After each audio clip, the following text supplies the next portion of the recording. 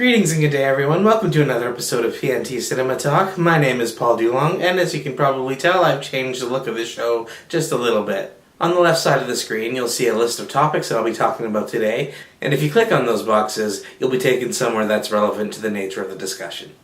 Alright, so first up we get a little bit more news on the SpiderMan front. While Sony was at CinemaCon, they announced that they have plans to release an animated SpiderMan film on July 20th, 2018.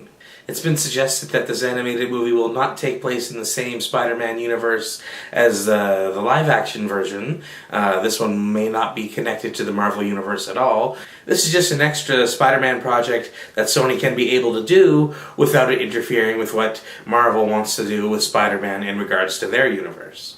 I think this is a great idea. They actually brought on the directors of the Lego Movie and 22 Jump Street, Phil Lord and Chris Miller, to produce and write the treatment for this film.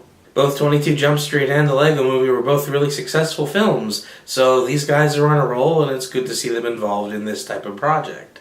But it also shows that Sony's going to make sure there's an abundance of Spider-Man presence in the next few years.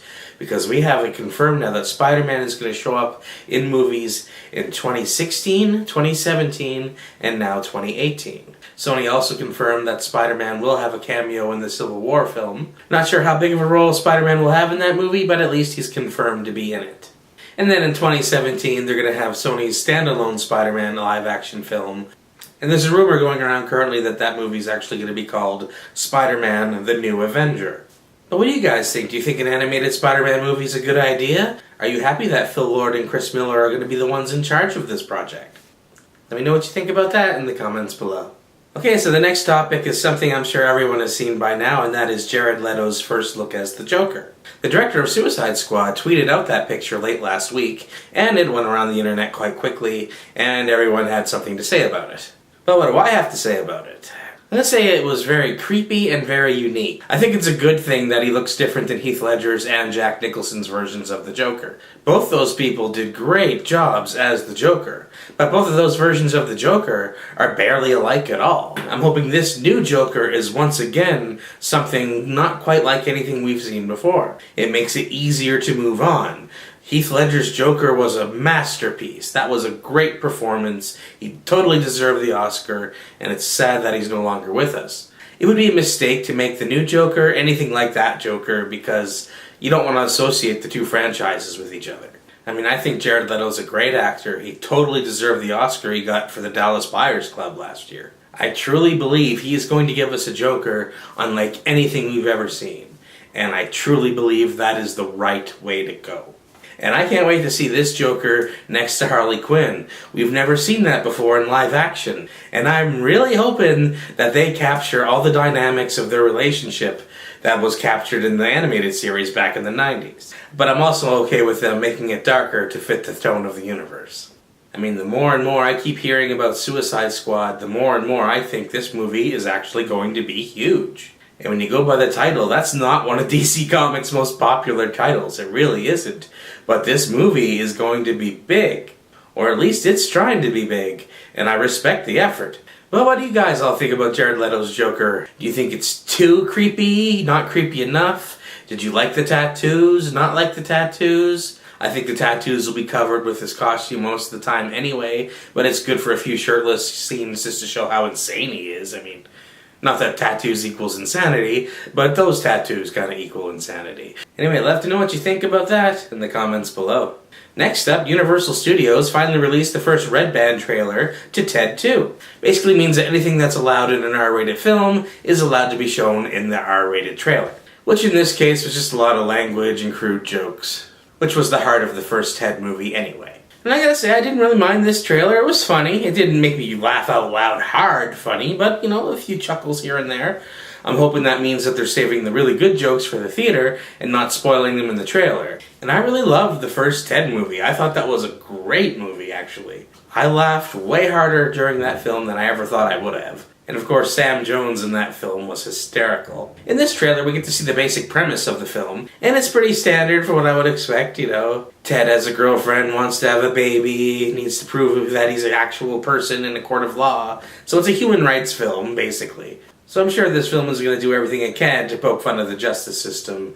I think it's pretty funny that they're even doing this at all, but... And Seth MacFarlane really needs another hit, because his last film, A Million Ways to Die in the West, certainly did not do well at the box office, and the critics almost unanimously hated it. I'm happy that Amanda Seyfried is in this movie. I've been a fan of hers forever. Morgan Freeman's in this movie. That's going to be hilarious. And of course, Mark Wahlberg's back, and I think the first Ted was an excellent movie for him. I like him in this role. I think this is definitely a good franchise for Mark Wahlberg.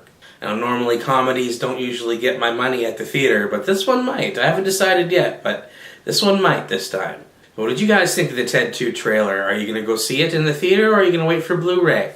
Are you excited? Yes? No? Let me know below. I'd love to hear what you think. Alright, so it looks like some test photos of Nightcrawler from the new X-Men Apocalypse movie hit the web this week. In these photos, we actually get to see what Cody Smith-McPhee looks like as Nightcrawler. And I have to say, it looks pretty good. Nightcrawler was one of my favorite characters back in X-Men 2, back in the day, and it was always kind of a sad thing that they never brought him back, because I always wanted to know more about that character. I mean, even though this time Nightcrawler is being played by someone else, I'm still excited. I mean, he looks great. It's a younger version, so I accept that. With the Bryan Singer X-Men universe actually coming to an end after X-Men Apocalypse and Wolverine 3, I guess everything after those movies is going to be a brand new, fresh reboot.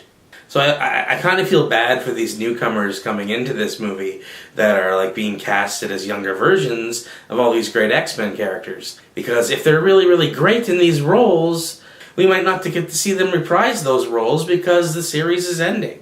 So it's definitely a bittersweet situation, but at the same time, I am so down to see this story.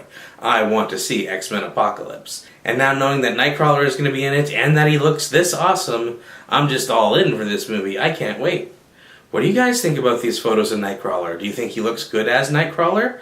Let me know your reasons for or against in the comments below. Alright, last up is a bit of news involving the Avengers Infinity War films. I'll just tell you what Chris Evans told Esquire magazine. You know, you plan around the Marvel responsibilities. You have to. We start Captain America Civil War in a couple of weeks, and then that shoots until August or something like that. Then I've got some downtime, and I can do with it as I please. I don't know if I want to take the time off, or go pursue another directing job, or find a movie to act in, or, do whatever I creatively incline to pursue, or wait, relax, and enjoy my life.